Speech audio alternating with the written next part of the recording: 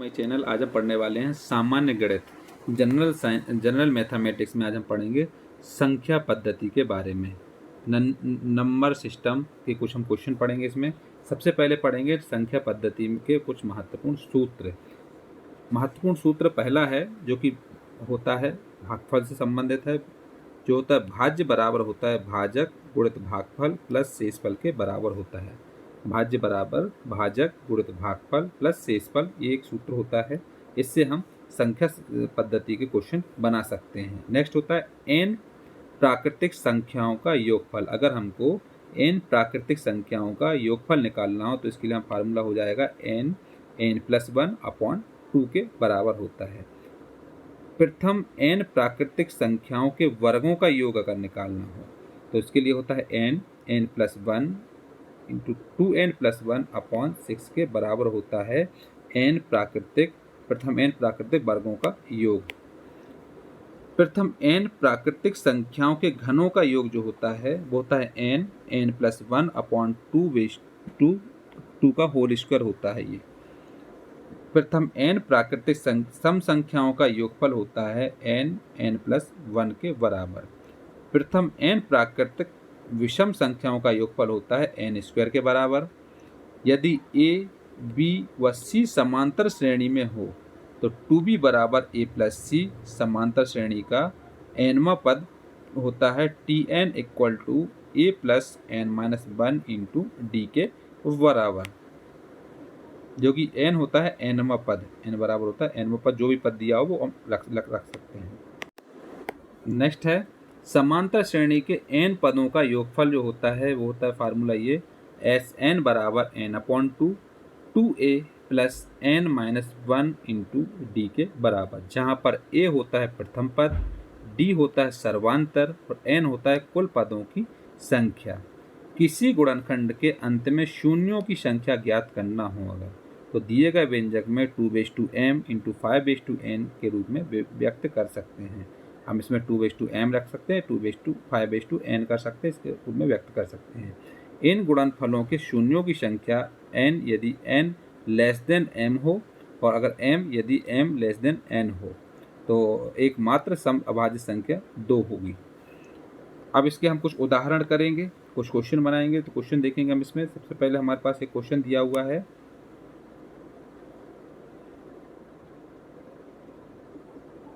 एक क्वेश्चन दिया हुआ है, निम्न में से कौन सी संख्या 11 से भाज्य होगी। ये पूछा गया है, ये संख्या दी हुई है, इसमें से बताना कौन सी संख्या भाज्य होगी। तो हम सबसे पहले हम पहले से स्टार्ट करते हैं। तो पहला हम देखेंगे, तो पहला वाला जब हम इसको करेंगे तो इसके लिए हम देखेंगे जो विषम स्थान पर संख्या हो उनका योग निकालेंगे और जो सम स्थान पर संख्या हो वो हम लिखेंगे। तो हमारे पास विषम स्थान का मतलब होता है जो फर्स्ट नंबर पे हो, तीसरे नंबर पे हो, 5वें नंबर पे हो, 7वें नंबर पे हो, ये होता है विषम स्थान। और सम स्थान होता है दूसरे नंबर पे हो, चौथे नंबर पे हो, 6वें नंबर पे हो, 8वें नंबर पे हो, ये हो जाता है सम स्थान। तो सबसे पहले हम इसमें निकालेंगे विषम स्थानों के योग, अंकों का योग। तो विषम स्थान में कौन सा पहले नंबर जो हमारे पास आएगा, ये यहाँ से इकाई से यहाँ से स्टार्ट करेंगे तो 1 तो आ जाएगा हमारे पास 1 2 3 4 5 6 7। तो 7वें नंबर पे कौन सा है, ठीक आएगा हमारे पास 4 3, ये पहले नंबर पे ये 3 आएगा इसमें, फिर 7 आ जाएगा, फिर 8 आएगा।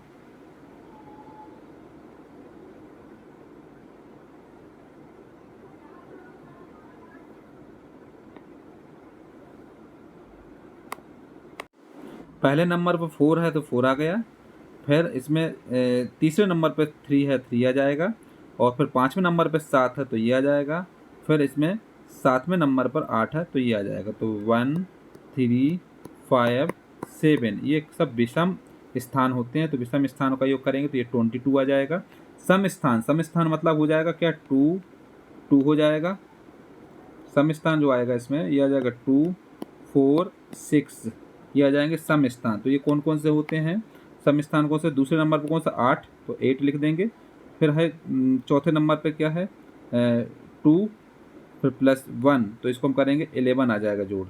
तो विषम स्थानों के संग और सम स्थानों के अंकों का जो योगफल का अंतर निकालेंगे तो हो जाएगा 22 माइनस 11 मतलब 11 के बराबर, क्योंकि 11 का ये गुणज है, अतः संख्या जो ये वाली है ये विभाज्य हो जाएगी 11 से।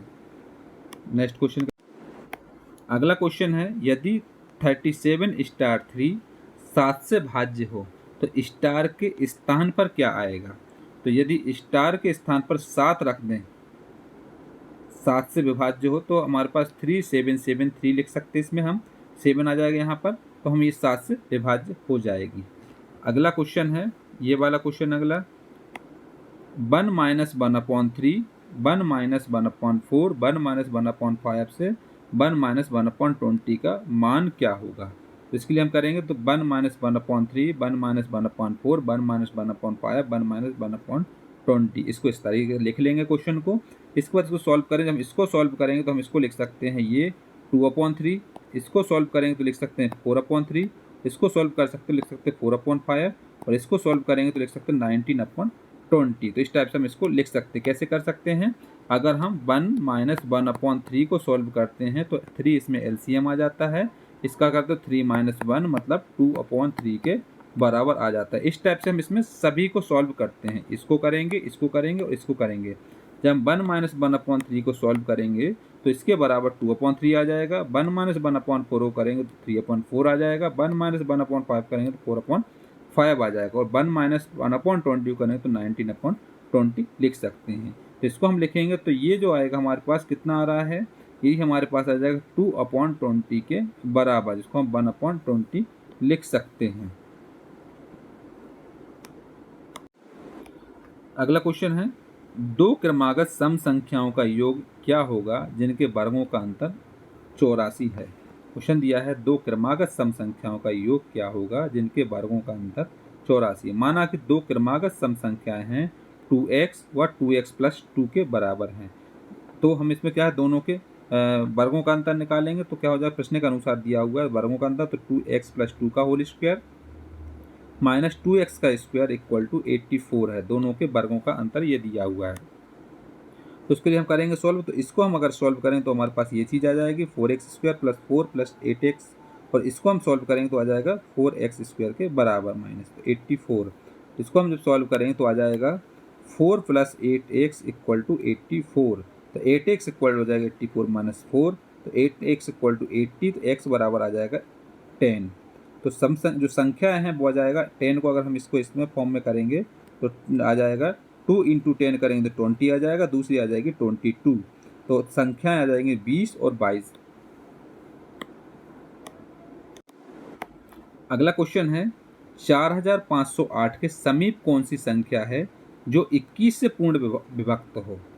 पूछा गया क्वेश्चन में 4508 संख्या दी हुई है, उसके समीप कौन सी संख्या जो 21 से पूर्ण विभक्त हो जाए। तो इसके सॉल्व करने के लिए हम क्या करेंगे, 4508 को 21 से भाग दे देंगे, तो भाग देंगे तो शेषफल हमारे पास बचेगा 14, तो उसके बाद हम इसको निकाल सकते हैं, वो हमारे पास जो संख्या होगी वो आ जाएगी। तो हम क्या करेंगे, भाग देंगे तो क्या हो जाएगा, 21 को 4508 से भाग देंगे, तो ये हमारे पास अगर हम 21 को 2 टाइम करेंगे तो 42 आ जाएगा, तो 30 यहाँ आ जाएगा, फिर 1 करेंगे यहाँ इस टाइप से करके, यहाँ पर 14 जो है वो शेषफल आ गया। तो इसको हम करेंगे क्या, जो संख्या निकालना है संख्या क्या करेंगे 4508 प्लस जो भागफल दिया था वो माइनस जो शेषफल बचा वो कर देंगे, तो 4508 प्लस 21 माइनस 14, तो आ जाएगा 4508 प्लस 7 मतलब 4515 के समीप संख्या होगी, इसका आंसर हो जाएगा। अगला क्वेश्चन है 51, 52, 53 और 100 के बीच में हमको इसको करना है सॉल्व। तो क्या है, श्रेणी दी हुई है, श्रेणी को हल करना है। तो हमारे पास दिया श्रेणी क्या दिया है 51, 52, 53, 100 तक दिया है। तो इसमें हमारे पास जो n आएगा, n क्या होगा, कुल पदों की संख्या कहलाएगी। a इसमें रहेगा प्रथम पद, d होगा सर्वांतर, क्योंकि इसके पहले हमने पढ़ा हुआ है समांतर श्रेणी को। तो श्रेणी में क्या है, n बराबर कितना 50 है, a बराबर है 51 जो पहला पद होगा वो, और d है इसमें अंतर क्या है, 1 का अंतर है, तो सर्वांतर जो है वो d बराबर 1 हो जाएगा। तो हम फार्मूला इसमें लगा देंगे, कौन सा वाला, ये वाला, यहाँ पर लगाएंगे फार्मूला, तो आ जाएगा n पदों का योगफल बराबर हो जाएगा n/2 plus 2a plus n-1 into D के बराबर। ये फार्मूला हो जाएगा किसका, समांतर श्रेणी के लिए। तो n पदों का योगफल बराबर होगा n/2 2a plus n-1 into t के बराबर। तो इसमें हम रख देंगे, आपको मालूम है n पदों का योगफल निकालना, तो n कौन सा रहेगा, जो कि इस जिसका ये है कुल पदों की संख्या, जितने पद हैं।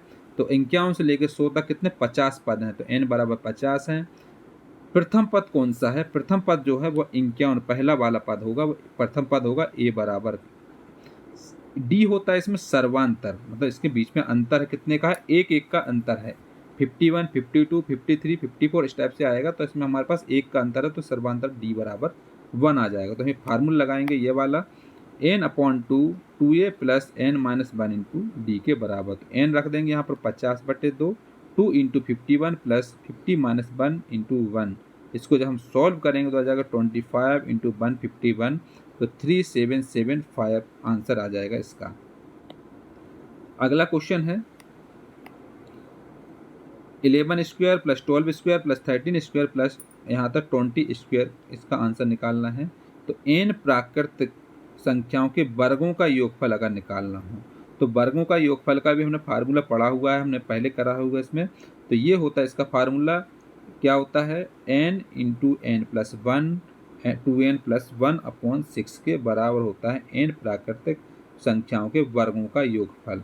तो हम इसको श्रेणी क्या है, 11 के स्क्वायर प्लस 12 के स्क्वायर प्लस 13 के स्क्वायर, इस टाइप से 20 का स्क्वायर तक आ जाएगा।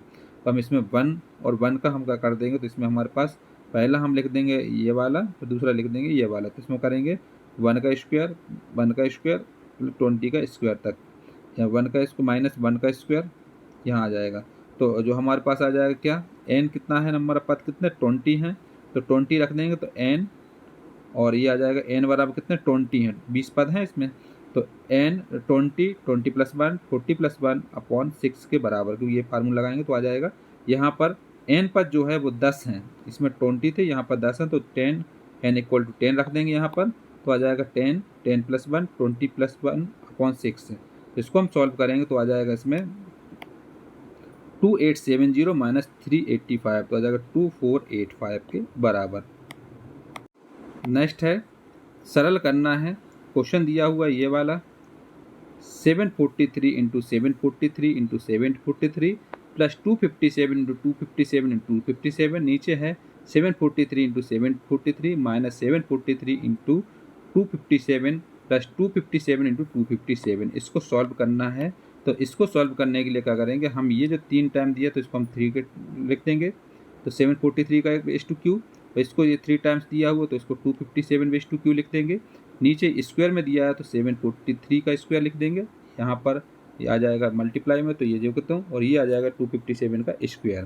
तो ये जो कन्वर्ट हो गया, इसको अगर ए और बी के फॉर्म में कन्वर्ट करेंगे तो हमारे पास इस टाइप से फॉर्म बन जाएगा।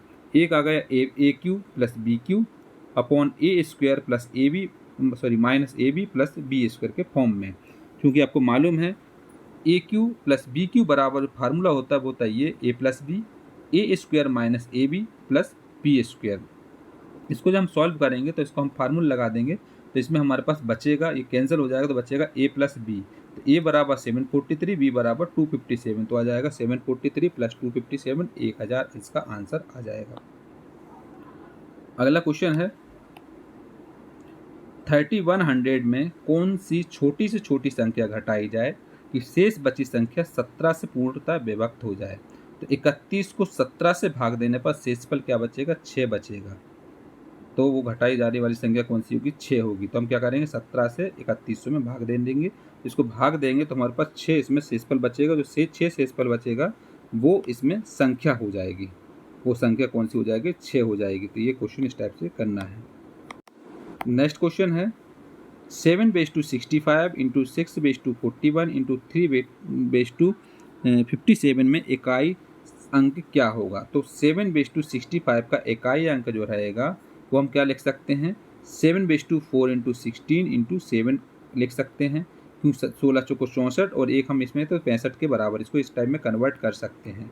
तो 7/4 का 16 इंटू 7 का इकाई तो 1, ये इसका मतलब किसी भी संख्या के ऊपर अगर ये हो तो इसका मतलब होता है 1 के बराबर। तो 1 इंटू 7 मतलब इकाई क्या हो जाएगी, 7 हो जाएगी इसकी। 6 बेस टू 41 को हम लिख सकते हैं इस फॉर्म में 6/4 बेस टू 10 इंटू 6, तो ये आ जाएगी हमारे पास 1, तो ये जाएगा 6 के बराबर, इसकी इकाइयाँ 6 आ जाएगी। फिर आगे 350 बेस टू 57, तो हम क्या करेंगे 3/4 इंटू 14, तो आ जाएगा 14 चौको 64 और एक 65 बचेगा 56 और एक 3 लिख देंगे 57, तो 1 इंटू 3 लिख सकते हैं, तो 3 आ जाएगा।